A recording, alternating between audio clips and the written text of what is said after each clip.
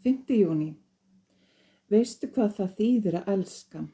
Að finna hjarta þitt svo barmafullt af gleði og þakklæti að þú getur ekki haldið því.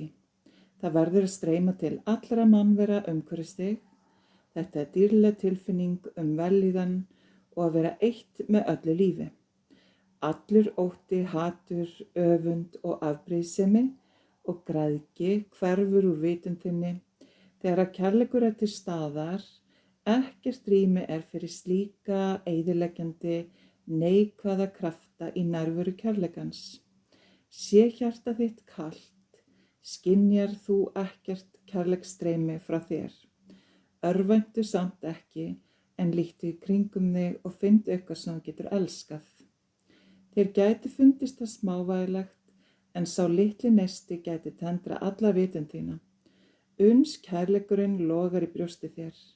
Mundu að jafnvel hins mesti lykill getur opnað þungar dyr. Kærleikurinn er lykillinn að öllum lokuðum dyrum.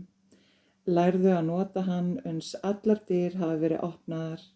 Byrjaðu strax þar sem þú ert, opnaðu augu þín og hjarta, sjáðu þörf og svaraðu henni.